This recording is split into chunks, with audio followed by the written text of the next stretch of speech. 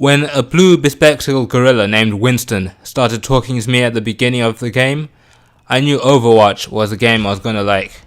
And for the most part, I did. I've had some hands-on time with the May beta, and tried several of the heroes, starting with Tracer, because reasons. There are a lot of heroes in this game, at least 20 from the looks of it, and while I may not have tried all of them yet, I'm seeing D.Va seems to suit my playstyle the best. Having so many different heroes to choose from, each divided into either tank, offense, defense, or support, is a great thing. Everyone should be able to find at least one hero who suits their playstyle, and of course it'll make the game more dynamic with how different heroes counter each other. The gameplay is deceptively simple, presenting itself as a straightforward attack and defend game, but its difficulty comes from the heroes. Yes, I know I keep mentioning them, but they really do affect the way the game plays out, and knowing your hero is half the battle. Throw in the fact that you can change your hero every time you respawn. The makeup of a match can change just like that. The way it's set up right now is to encourage teamwork.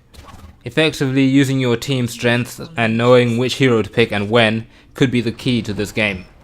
Gunfights often felt frantic, especially when they involved 3 or more people, and it's very easy to find yourself outnumbered and outgunned if you're not careful. The different abilities add to the fast-paced skirmishes and can make for some amazing plays if you use them right.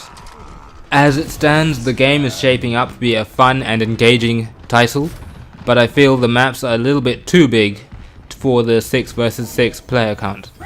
Some of the maps had interior sections that felt redundant, given that most of the action happens outside.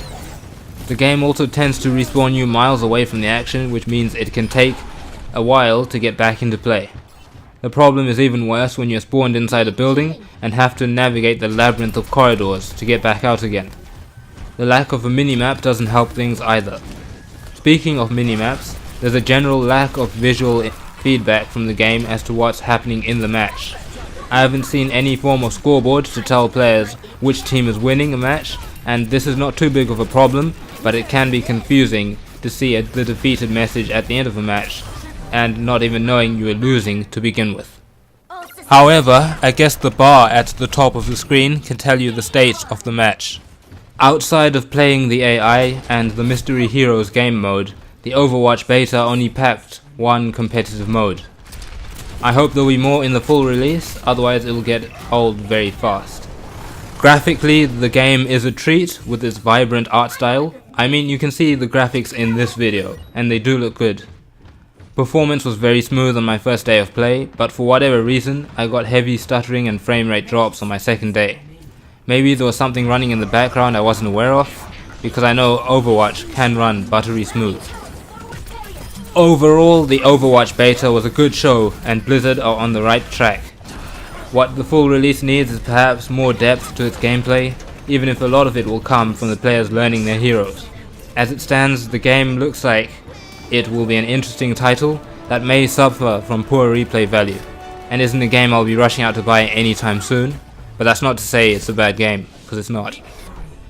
If you guys played the Overwatch beta, share your thoughts down below. Is this a day one purchase for you? I'd like to hear from you guys. Thanks for watching, and be sure to do the thing that all channels ask you to do.